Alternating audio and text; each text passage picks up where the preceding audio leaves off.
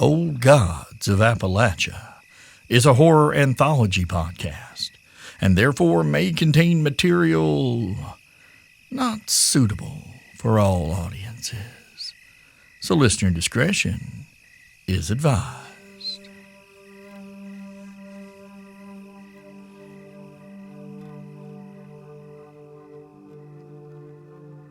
June Gilbert was furious.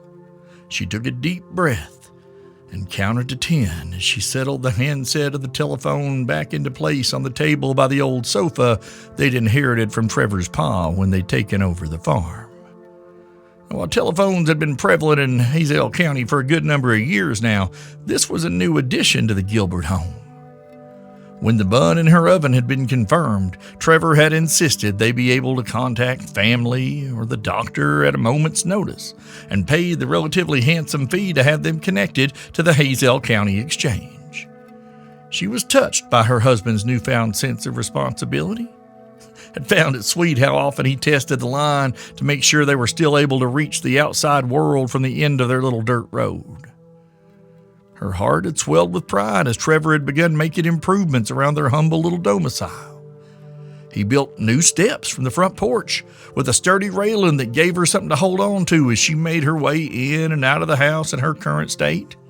Shortly thereafter, he added a new screen door with a turning lock at the rear of the house so she could allow the cool breeze to blow through on hot days. A tall white picket fence sprung up around the yard, setting it apart from the working part of the small but thriving farm. A heavy iron gate with a thick sliding bar provided the only entry point to the property. June's pride turned to concern when Trevor began purchasing more guns than he would ever need to hunt. A brand new revolver made its way into his nightstand drawer, and a shotgun that looked like it could stop a charging elk now hung beside the broom and dustpan inside a closet that had previously held only household cleaning products. And other new weapons were tucked out of sight in places she had yet to discover. This small arsenal joined the 7 deadbolts he'd added to the front and back doors and the fancy new windows with the heavy-duty latches he and his friend had installed in the bedroom and in the parlor.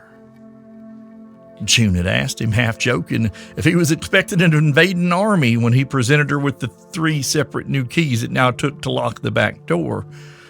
The terror that had flashed in her husband's eyes had only been there for a moment, but she had seen it and could not forget it. As her delivery day approached, Trevor slept less and less. She'd wake to him screaming, leaping from the bed and scrambling to put himself between her and the bedroom door. Other times she'd find him pacing, rifle in hand, watching the tree line from the back porch. It was the lack of sleep that had done it, she thought. He was testing all the locks on the front door for what seemed like the 50th time that week when she hugged him and asked what in the world he thought was going to get in the house. Did he think the devil himself was trying to sneak in and steal their souls? Trevor was stretched thin, nearly delirious. He looked at her as though his heart had been dipped in the blackest sins and deep fried. June expected him to say what he always said, that you can't be too careful when you have a new baby, and it was his job to keep them safe as man of the house, and so on and so forth. But this time he just broke. Trevor fell to his knees weeping, and the whole sordid tale came pouring out. How the hunting trip had gone wrong, how he got lost on a ridge he knew like the back of his hand, the deal he made with the thing with glowing orange eyes and what seemed like 100 tails. He sobbed and wailed as he confessed that he'd promised the babe in her belly to some haint out in the woods. He would do whatever he could to stop it, he promised, but they had to be ready. Most wives married to men with the history of loving little brown jugs more than the Lord might have thought he'd simply fallen off the wagon. But June Gilbert, who'd been born June Norris, knew better. Her mama had warned her of the dangers to be found in the deep woods, of the perils of entertaining the honey words of creatures offering deals that seemed to be too good to be true. And after Mama passed, her sisters and June's cousin Belle had taught her even more during her visits to them down in Tennessee. June truly loved her husband, but right now she would just soon go upside his head with a shovel for being such a fool. How in the world had he come face to face with a genuine monster and kept the truth from her until now? She was so angry and scared, and she felt like screaming and throwing up all at once, and the baby chose that moment to shift and kick, and she almost did both, which was getting to be the natural state of her life as her due date drew closer. She took a deep, steadying breath. She was going to fix this. She'd called her mama's sister down in Tennessee, who had expected she was calling for her to come to Hazell County to bring the newest member of the Gilbert clan into the world. But her aunt didn't panic. Didn't even sound too worried when Junie explained the situation, and she only cussed Trevor's name a little. "Now, you just sit tight. I'm going to call in a favor or two, send somebody down there to get you, your daddy, and your dumbass husband." Junie was puzzled. Aunt Marcy, you don't need to do all that. We can just take the train. We got time before the baby. No, don't you dare, snapped Marcy Walker's voice from the other end of the line. If this is the kind of thing I think it is, you won't get far on your own. Running breaks the compact. You're going to need somebody who knows how to handle this kind of situation. I think I know just the feller. Junie could hear the resignation in her aunt's voice. She had the feeling this wasn't a marker Marcy would call in for anyone but family. "Y'all just be packed up and ready to go, you hear me?" "Yes'm," Junie replied automatically. "You'll know my man when he comes. I'm betting he can get there by tomorrow evening. I'll need to go and speak to him now. Y'all just stay put. I'll call if anything changes. Love you, girl." "Love you too, Aunt Marcy." June had packed in a silent fury. Trevor knew better than to try to talk to her now. She told him he could make it up to her later, and by later she meant he'd be working on that project the rest of their lives, and sent him to fetch her daddy. When Trevor had objected on the basis of Kevin Norris's well-known stubborn streak, she told him to say that this was something Mama Sheila would have dealt with if she were still with them. Trevor didn't understand what that meant, but Junie told him just do it and slammed the door in his face. Her daddy would understand the urgency of the situation at the mention of her Mama's name. At precisely sundown the following day, the sound of an approaching truck engine wound its way up the narrow road to the Gilbert homestead. Trevor and his father-in-law stepped out into the porch to greet their visitor. Trevor with a shotgun over his shoulder and old Kev bearing a pistol in a hip holster. Junie expected to find the beat-up old pickup of Melvin Blevins, the hired man who had become part of the Walkers' extended family, in her front yard. But instead, saw a brand new Ford Model T panel truck when she peeked outside. It was painted a flat black and bore no company logos or other identifying marks. Trevor stepped into the path of the slowing vehicle and held up a hand, doing his best to project an air of confidence and authority, but failing pretty miserably. He was exhausted and terrified, and it showed. The truck's engine fell silent and the driver's side door opened. The man who emerged into the fading golden light of early evening was not Melvin Blevins, but instead an older gentleman of heavy carriage who groaned a bit as he straightened his back and stretched. He was dressed in a simple brown suit, but wore a fashionable hat that hinted at more wealth than the suit implied. His build was average, not especially physically imposing, but he carried himself with a swagger that bespoke a life of seeing and doing things that most people had better sense than to attempt. There was a twinkle in his eyes. He surveyed Trevor and Kev and their respective firearms. "Gentlemen, I'm assuming you are Mr. Gilbert and Mr. Norris, respectively." The charm that oozed from the stranger's voice was like a shot of whiskey. Trevor felt himself relax as he met the man's eyes. He almost offered his hand to shake, but caught himself. Thinking better of it, he nodded stiffly. Yes, sir. And you are? Their guest ignored Trevor, stepping past him to greet Junie, who'd come out onto the porch. And that would make you Miss Juniper Rebecca Gilbert, would it not? Junie smiled dryly. She could feel the man's charm reach for her, but she knew better than to trust that. She shook her head. Ain't nobody called me Juniper since they wrote it on my birth certificate, sir, she said sweetly. Miss Gilbert will do just fine, or June, if you insist on being familiar. With a wolf's grin, he bounded up the steps of the porch in a blink. He had taken her hand and kissed it before Junie quite knew what was happening. I'm afraid I never had the pleasure of meeting your mother, but your aunts Marceline and Eloise are old acquaintances of mine. He met her eyes, and she felt that charm radiate out from his smiling face again. They send their regards and eagerly await your arrival. Mister, my son-in-law asked your name, Kev interrupted, pushing his coat aside to show his hand rested on the butt of his sidearm. And we ain't going nowhere till we know at least who we're dealing with. Something about this fella wasn't quite right. Kevin Norris could feel it in his bones. The man in the plain brown suit spun on his heel with remarkable speed, and suddenly Kev found the hand he'd rested on his old revolver being shaken. The stranger's grip was warm and unbreakable. My name is J.T. Fields of Dorchester. My friends call me Jack.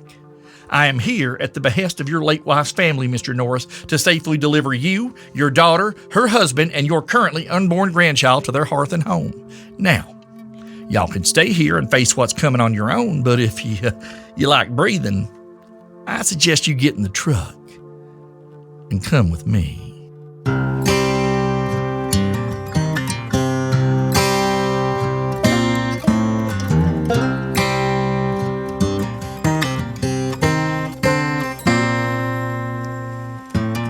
Old roots run to a ground so bloody, full of broken dreams and dusty bones.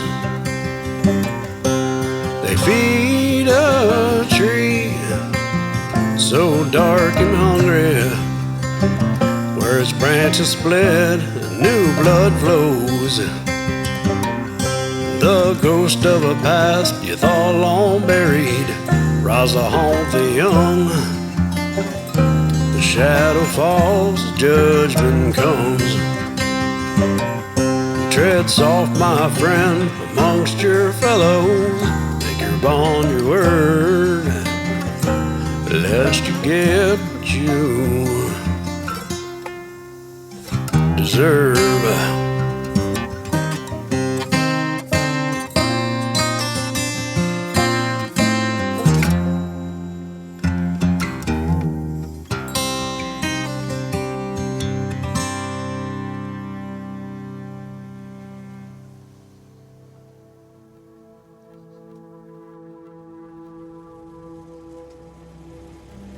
They drove west as the night came on. The delivery truck moving through the night like an inky shadow cast against the moon as the venerable Mr. Fields piloted the panel truck like the captain at the helm of his ship. I usually have folks drive for me, the older man said to no one in particular. My eyes aren't what they used to be at night, but we'll get by just fine. I could take a turn at the wheel, Mr. Fields, sir, if you get tired, Trevor offered. Call me Jack, son, Fields said with a grin over his shoulder as they came to a convergence of three roads. Inexplicably, Jack turned down the one headed north. I appreciate the offer, truly I do, but the route we're taking ain't the easiest, and this particular vehicle requires a steady hand. Old Kev scowled in the passenger seat. I've driven from Flat Top out to Tipton 100 times. Baker's Gap ain't far from there. That road ain't too bad, especially with all the work the government's been putting in down around the state line. Kev looked around to get his bearings, his scowl deepening. But this ain't the road toward Tipton, neither. We're going in the opposite direction. The man who called himself J.T. Fields of Dorchester currently laughed softly. Oh, We aren't taking any roads the government built, Mr. Norris, but we'll get there all the same. We got to swing up by Bent Laurel to get where we're going, and that means heading north for a little bit. Y'all just going to have to trust me on this. Bent Laurel? Trevor piped up doubtfully. Out near Pocahontas? Is there even anything out there anymore? No, his father-in-law said sourly. There was a note of trepidation in his voice that Trevor Gilbert had never heard before. Old town dried up and withered like a weed after the East Mine blew out on Flat Top Mountain more than 40 years ago. Lost my daddy and both my uncles in that blast. Horrible business. Gas explosion so big it cracked the mountain wide open, finished Jack. Worst mining disaster in the Commonwealth of Virginia to date, yes sir. 112 men lost in a hail of fire and darkness. Lucky his body count didn't get no higher. Wasn't no government regulation back then at all. They trusted the mine operators to keep the men safe, and I think we all know how that turned out. You had wheel carts launched 500 feet from the mouth of the mine. Houses shook off their foundation. And there was the fire. I can't say I ever seen fire do what it did to that mine, he added distractedly, as he pulled the truck around a tight bend in the road and began to climb a steep incline, his eyes never leaving the road. You were there? You had to be a young'un back then. You can't be much older than me, Kevin Norris mused, regarding the weathered skin of the man who called himself J.T. Fields rather critically. I'm older than I have any right to be, Jack chuckled.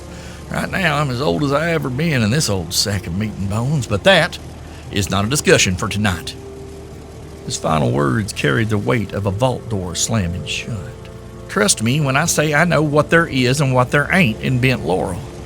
And what is there will help us get ahead of your little problem before the little lady back there pops like a tick. Let's all be quiet for a bit, all right? I can explain more later, but this next leg requires a little concentration. Junie watched through the back window as they rolled past some of the other coal camps on the north end of Hazell County. Bossavane, Jenkins Jones, Big Run. Men shuffled through the streets illuminated by electric street lamps, their skin darkened by time spent smothered in the embrace of the mountain. Joints aching as they made their way home, passing the next incoming shift, sure and steady as conveyor belts carrying waste to an incinerator. She saw what she assumed was a father with his small son lined up to clock in at the front gate of one mine or another. Little feller couldn't have been more than 8 years old. Junie rested a hand protectively over her belly. She couldn't imagine sending her child to work in that darkness. She knew boys even younger often worked as door and shovel boys in even more dangerous positions, and prayed she and Trevor never fell on time so hard they had to make a choice like that. Soon enough, they came to the turn for Pocahontas, indicated by a battered company sign reading, "Welcome to Pocahontas, home of genuine flat-top coal/coke. Guaranteed smokeless." They rolled through the small town in silence. Neat, identical houses lined the streets. The roads to and from the mines outside town were clearly marked and well kept, yet there was an unsettling sense of despair, even dread, that hung over the place. The Model T bore east for another 10 minutes past the town before they came to a faded, nearly illegible piece of signage mounted on a rotting wood post. Bent Laurel, East Mine. Closed.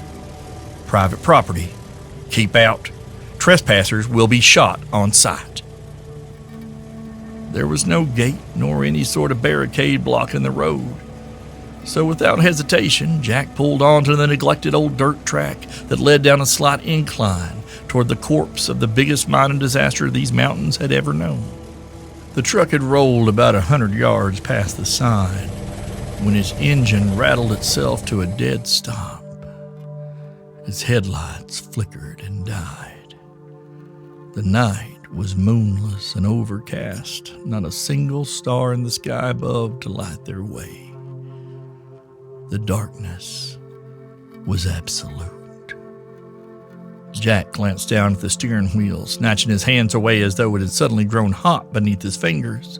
Outside, the wind stirred through the trees they could not see, and the night pressed hungrily against the windows, as if daring them to come out and see what might be moving within it.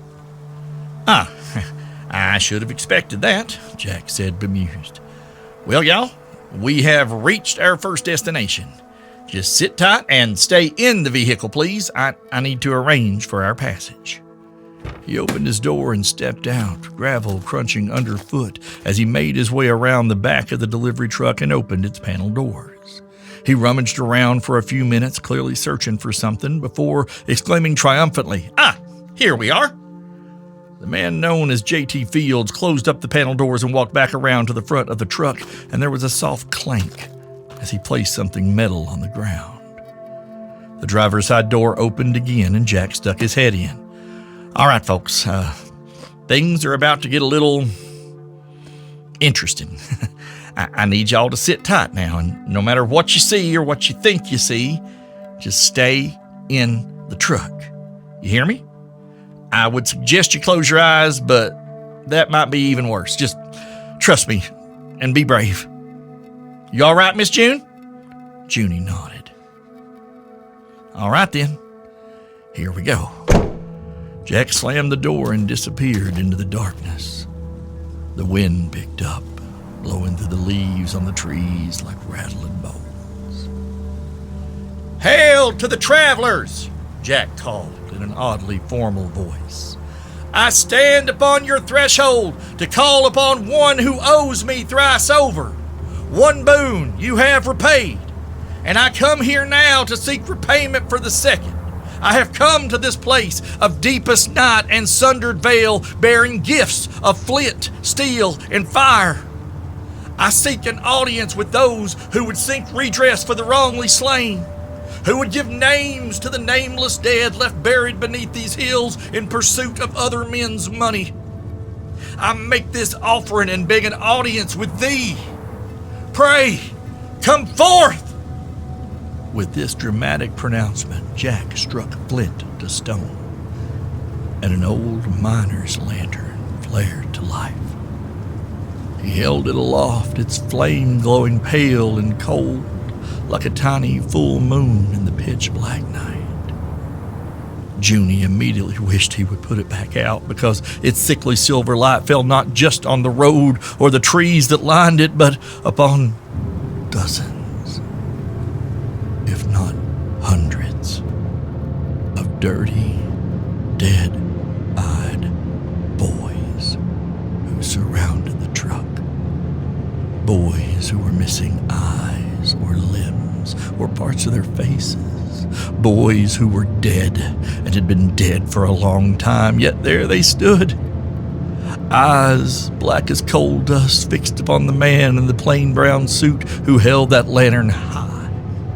Her eyes filled with tears, her arms wrapping protectively over her belly. Old Kev's hands trembled as he covered his eyes and began muttering a prayer under his breath. Trevor simply stared out at them in wordless, frozen terror. He thought his heart might have stopped.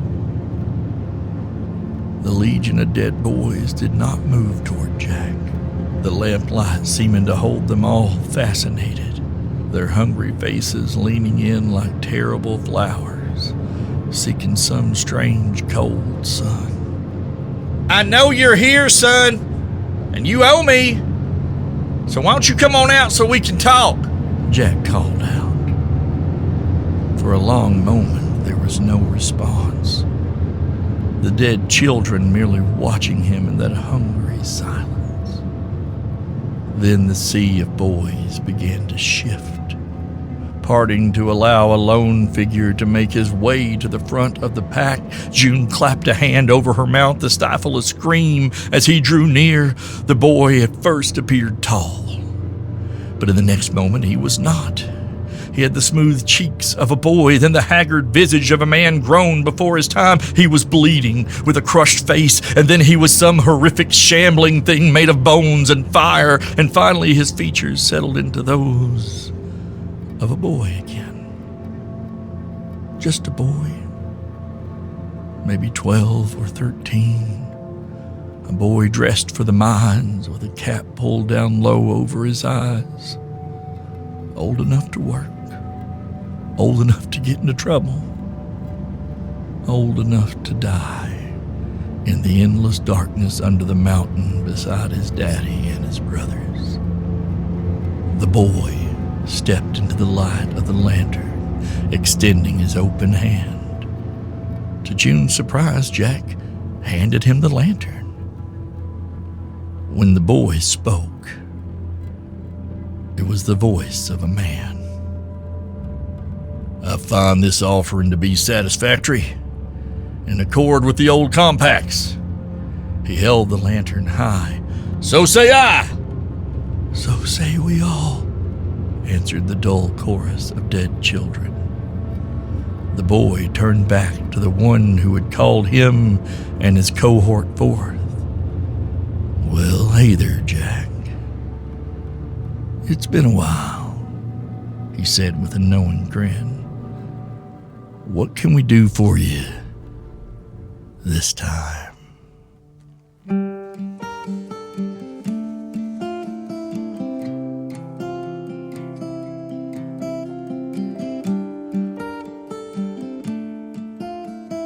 Well, hey there, family. My. Look at all those pieces in play on the board. We got our man Jack, of course. The Walker sisters have officially entered the chat, and now the boy and his legion of soot-faced saints have made their presence known. And what will this mean for Mr. Poe and his quest for the Gilbert's firstborn? He even know who he's messing with? I guess you'll have to come back and find out next time, and I hope you join us, but I'm betting you will. Y'all, I want to take a second to thank all y'all that reached out after last episode's little thank you segment we did regarding the charitable efforts you've helped us make possible. We appreciate y'all and your kind words. So from the bottom of our blackened and never-beating hearts, thank you. Thank you kindly, family. Now, if y'all don't mind, let's take another moment just to let y'all know the newest installment of Familiar and Beloved, our series focused on the animal companions in the world of Old Gods of Appalachia, has dropped over on Patreon. Miss Emmeline Underfoot's story is rolling right along, and there's more good fur baby-based goodness to come if you head on over to patreon.com/Old Gods of Appalachia and make the appropriate tithe. You too can catch up on Familiar and Beloved, Build Mama Coffin, Blackmouth Dog, Door Under the Floor, and even more. And now it's time for your Hey, did you know that John Charles Dwyer and Jacob Danielson Moore both dropped new EPs on Spotify and other streaming services, as well as on their respective Bandcamp? Reminder that Old Gods of Appalachia is a production of Deep Nerd Media, distributed by Rusty Quill. Today's story was written by Steve Shell and Cam Collins. Our theme song is by Brother Landon Blood, and our outro music is Atonement by Brother John Charles Dwyer. We'll talk to you soon, family. Talk to you real soon. Harvest wind is lonely and walks my road by night with just one name upon its side. Just one name upon its side. May it always swing swift and true. May it ever swing swift and true.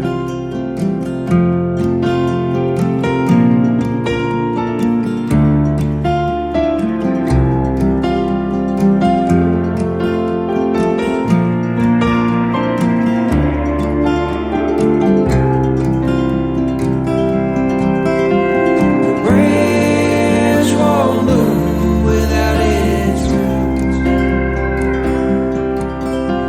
The branch won't bloom without its roots. The branch won't bloom without its roots. Surely it will show the rotten truth. Always it will show the rotten truth.